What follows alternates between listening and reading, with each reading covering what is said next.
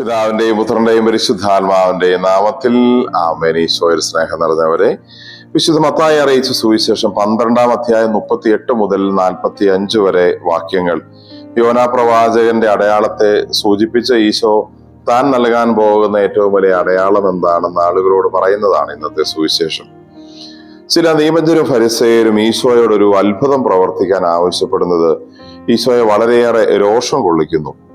ഒരു അത്ഭുതം കാണാനുള്ള ആഗ്രഹത്തിന്റെ പേരിലല്ല, മറിച്ച് ഈശോയിൽ പൂർണ്ണമായി വിശ്വസിക്കുവാൻ കഴിയാതിരുന്നത് കൊണ്ട് അവന്റെ ശക്തി എന്താണെന്ന് മനസ്സിലാക്കുവാനുള്ള ഒരു അടയാളമായിട്ടാണ് ഈ അത്ഭുത പ്രവർത്തനം അവർ ചോദിച്ചത്. അസാധാരണമായത് കണ്ടാൽ മാത്രം തന്നെ വിശ്വസിക്കാൻ തയ്യാറാകുന്ന അവരെ ഈശോ കുറ്റപ്പെടുത്തുന്നു. ഏറ്റവും വലിയ അടയാളം തന്റെ മരണവും പാതാളവാസവും ഉയർപ്പുമായിരിക്കുമെന്ന് ഈശോ പറയുന്നു. ഈ വചനം നമ്മുടെ ജീവിതത്തോട് ചേർത്ത് വെച്ച് ചിന്തിക്കുമ്പോൾ നമുക്കിത് പ്രാർത്ഥനാപൂർവ്വം ഇങ്ങനെ മനസ്സിലാക്കാം.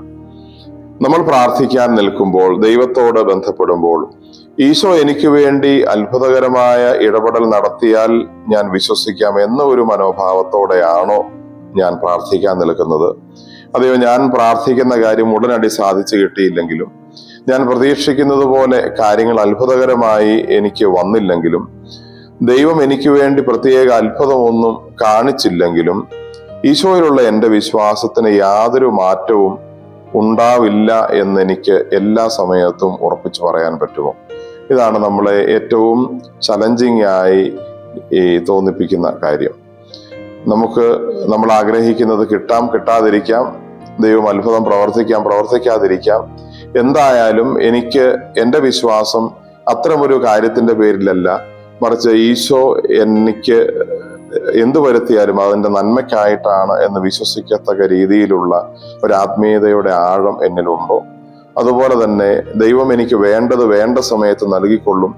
ഇനി ചിലത് ഞാൻ ചോദിച്ചിട്ട് കിട്ടുന്നില്ലെങ്കിൽ അത് എനിക്ക് തരാൻ ദൈവം ആഗ്രഹിക്കാത്തത് കൊണ്ടാണ് എന്ന് പ്രാർത്ഥനാപൂർവ്വം വിശ്വസിക്കുവാനും ഹൃദയത്തിൽ ആശ്വസിക്കുവാനും എനിക്ക് സാധിക്കുന്നുണ്ടോ എന്ന് ആത്മശോധന ചെയ്യാം, പ്രാർത്ഥിക്കാം. കർത്താവായ ഈശോയെ, ഞങ്ങളങ്ങേ ഈ പ്രഭാതത്തിൽ ആരാധിക്കുന്നു, സ്തുതിക്കുന്നു, നന്ദി പറയുന്നു. നിങ്ങൾ ആദ്യം അവിടുത്തെ രാജ്യവും നീതിയും അന്വേഷിക്കുക, ബാക്കിയെല്ലാം നിങ്ങൾക്ക് ചേർക്കപ്പെടും എന്ന് അരുളി ചെയ്ത ദൈവമേ, ഞങ്ങൾ പ്രാർത്ഥിക്കുമ്പോൾ ചോദിക്കുന്ന കാര്യങ്ങൾ ഉടനടി സാധിച്ചു കിട്ടിയില്ലെങ്കിലും ഞങ്ങൾക്ക് വേണ്ടതൊക്കെ അങ്ങ് നൽകിക്കൊണ്ടിരിക്കുമെന്നും വേണ്ടാത്തത് ഞങ്ങളിൽ നിന്ന് മാറ്റുമെന്നും, അതുപോലെ തന്നെ ഞങ്ങൾക്ക് പ്രാർത്ഥിക്കുന്നത് ചോദിക്കുന്നത് ലഭിച്ചാലും ഇല്ലെങ്കിലും ഞങ്ങൾക്ക് അങ്ങയിലുള്ള വിശ്വാസത്തിന് യാതൊരു മാറ്റവും ഉണ്ടാകില്ല, അങ്ങയിലുള്ള പ്രത്യാശയ്ക്കും അങ്ങയോടുള്ള സ്നേഹത്തിനും യാതൊരു കുറവും ഉണ്ടാവുകയില്ല എന്ന ആ ബോധ്യം ആഴത്തിൽ ഉറപ്പിക്കാൻ ഇന്ന് ഞങ്ങളെ സഹായിക്കണം. നമ്മുടെ കർത്താവ് ഈശോ മിശിഹായുടെ കൃപയും പിതാവായ ദൈവത്തിന്റെ സ്നേഹവും പരിശുദ്ധാത്മാവിന്റെ സഹവാസവും നാം എല്ലാവരോടും കൂടെ ഉണ്ടായിരിക്കട്ടെ, ഇപ്പോഴും എപ്പോഴും എന്നേക്കും. ആമേൻ. ഈശോ മിശിഹായ്ക്ക് സ്തുതിയായിരിക്കട്ടെ.